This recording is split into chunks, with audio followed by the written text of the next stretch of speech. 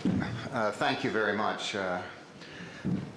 My reaction to this sort of financial crisis was conditioned by a panel where I participated at YIVO in New York. The title of that panel was Bernie Madoff, a Jewish Predicament.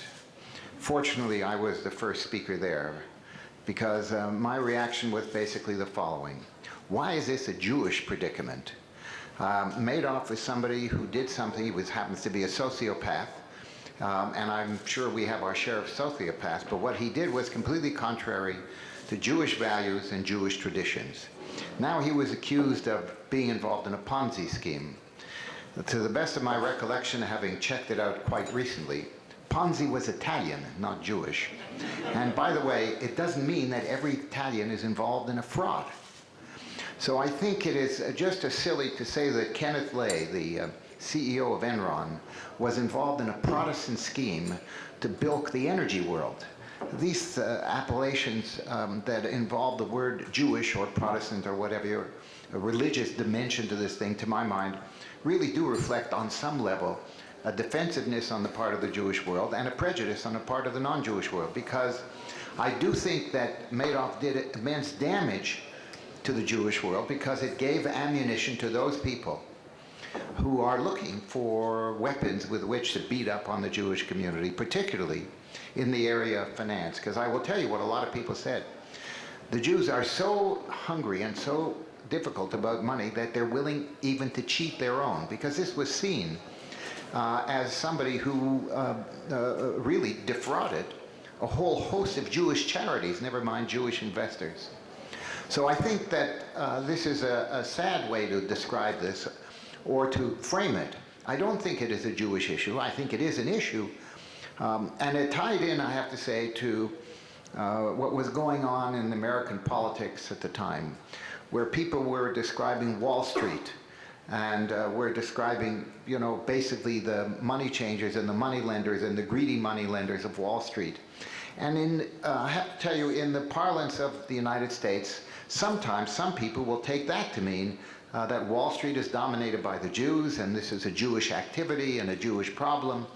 And in fact, I think there was some of that was a part of the popular culture. So I do think that the combination of the global financial crisis and the Madoff scandal in the United States was a giant scandal in media terms and in political terms, was a part of it.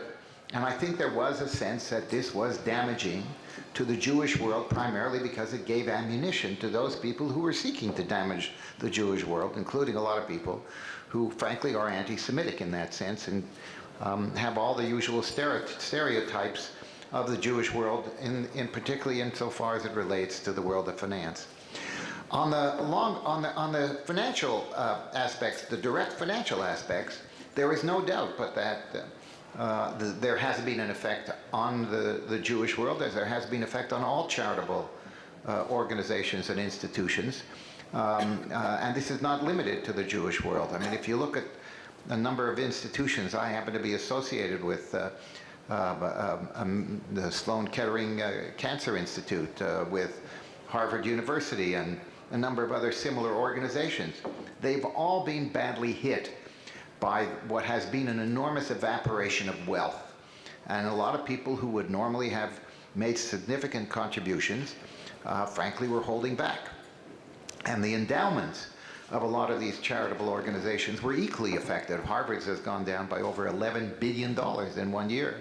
And a significant portion of their annual operating expenses was theoretically to come out of the earnings of their endowment.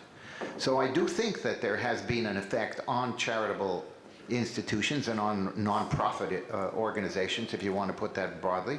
And I think that's going to continue for quite a while, for the following reason: not only because it happened in the among Jewish institutions, but among all philanthropic institutions. A lot of the major contributors to these organizations really, I think, were shaken by the loss of wealth that they experienced in such a short period of time.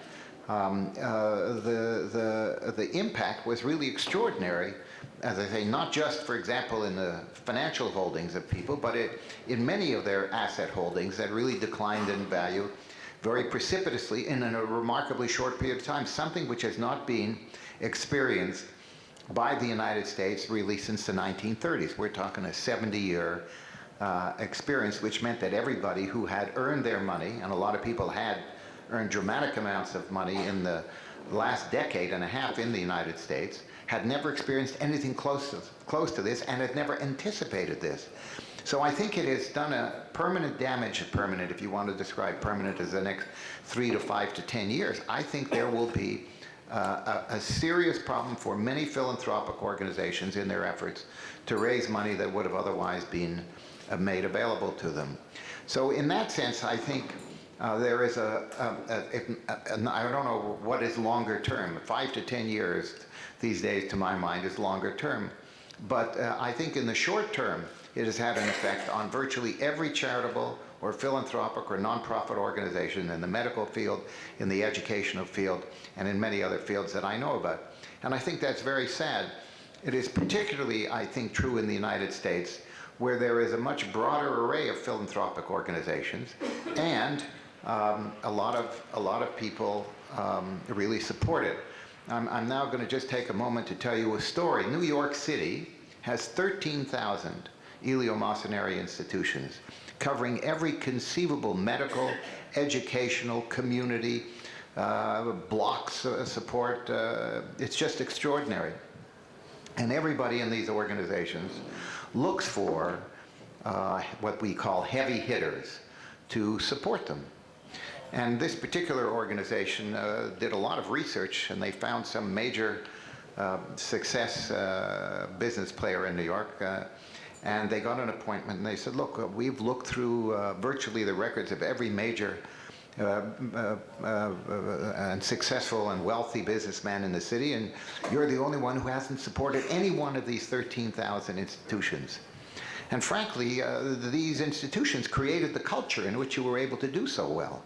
And so we'd like you to contribute to our particular organization. And he said, look, he said, did your research show that my 92-year-old mother has a very serious case of Alzheimer's and needs 24-hour-a-day, very expensive medical care? He said, no. He said, did your research show that my brother was in a car accident in Thailand? He will need 6 operations there before he can travel back to the United States, and his health care insurance does not go beyond the borders of the United States. They said, no. Did your research show that my daughter, who has 3 young children, was abandoned by her husband, and he's left her without a penny to take care of her family and children and everything about their education, et cetera, et cetera? And he said, no. And he said, if I don't give money to them, you think I'm going to give money to you? I tell this story when I try and fundraise, folks. I just want you to know that. So if I may hit on you afterwards for a contribution, you'll understand what the tradition is. Anyways, it is a serious issue because so many institutions in the United States, in fact, are privately supported. I mean, you may have read about Brandeis selling off their art collection. It caused a great furor. But I can tell you that many of the major cultural institutions have reduced their staffs dramatically, have cut back on their programs. It is true in the medical world, which I'm very, very familiar with. You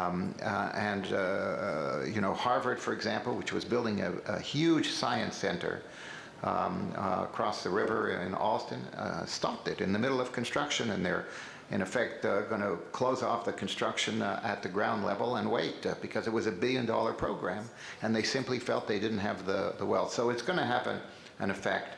And I don't know how long it'll last because I don't know how stable the sort of the indices of wealth will be. I happen to be somewhat pessimistic about these matters, at least for the next several years. So who can predict over any kind of period of time? But there's no doubt but that it's going to have an effect over the next 3 to 5 years, certainly in the world of charity.